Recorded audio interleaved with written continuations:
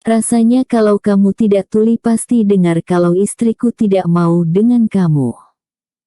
Jangan permalukan dirimu sendiri. Atau pelajaran kalau Kusuma kehilangan kontrak besarnya tidak membuat kamu belajar. Tegas Valen dengan nada dingin. Alan tersenyum mengejek, dalam hatinya berpikir tidak mungkin Valen akan bisa mengalahkannya. Emang apa yang bisa kamu lakukan? Mau bangkrutin keluargaku? Mana bisa? Ejek Alan dengan nada percaya diri. Kayaknya ini saatnya ia bisa memiliki Anin dalam genggamannya. Aku bisa bikin keluarga kamu bangkrut dalam waktu gak sampai 5 menit. Silahkan saja kamu coba. Akan aku tunggu di sini.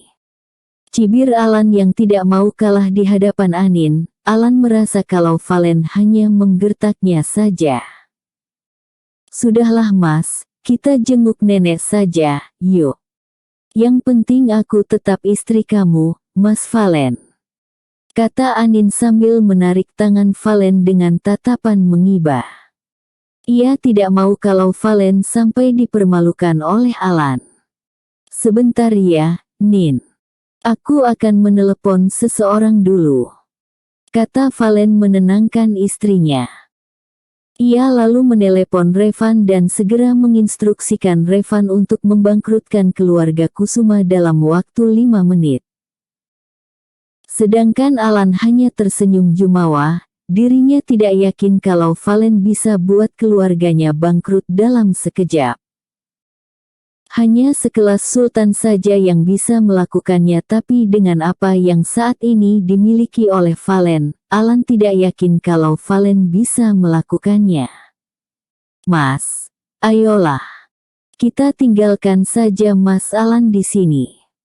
Kita jenguk nenek saja. Pinta Anin memelas. Ia tidak mau kalau Alan lagi-lagi merendahkan dan meremehkan suaminya. Sabar ya, Nin. Sekali-kali orang seperti Alan ini patut diberi pelajaran. Kata Valen. Dengan nada datar dan sinis. Membuat Alan bertambah geram, apalagi Anin istrinya yang cantik itu malah memihak kepada suaminya. Haha, coba buktikan, kalau kamu emang bisa buat keluarga aku bangkrut dalam 5 menit, aku akan sujud dan menyembah kamu, bahkan aku juga akan berlari-lari di taman kota hanya berbokser ria, gimana? Tapi kalau kamu harus mau bercerai dengan Anin dan menyerahkan Anin kepadaku. Tantang Alan dengan tegas. Dia tertawa terbahak diiringi dengan tatapan sinis dari Valen yang berpikir akan ada tontonan yang menarik nantinya. Yang Valen cemaskan adalah reaksi dari istrinya.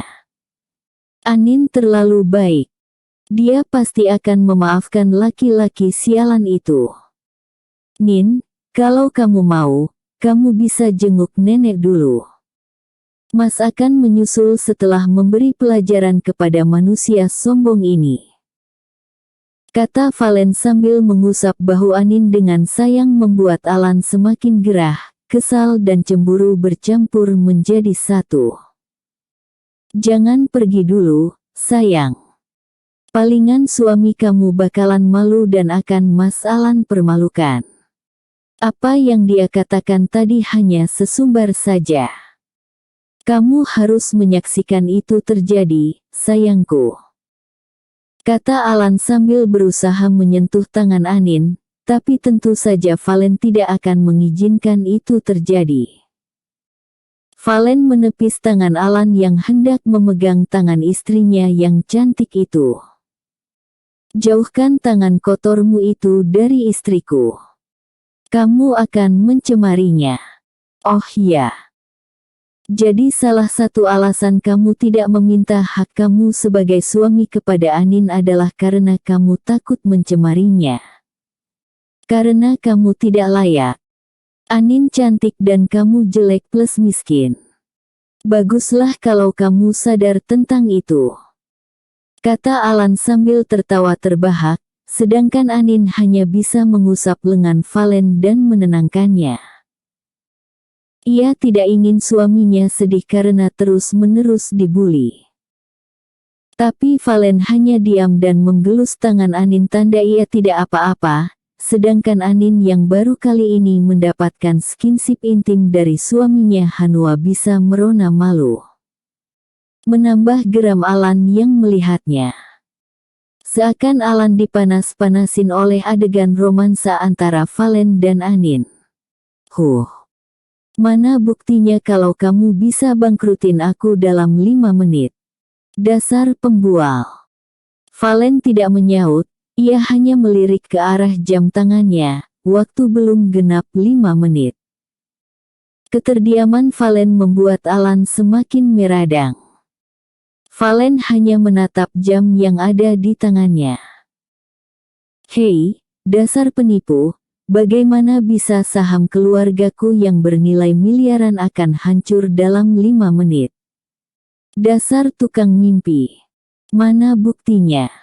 Racau Alan dengan suara 1 ton lebih tinggi. Ia kesal dengan Valen. 30 detik lagi. Apa yang sedang kamu hitung, penipu?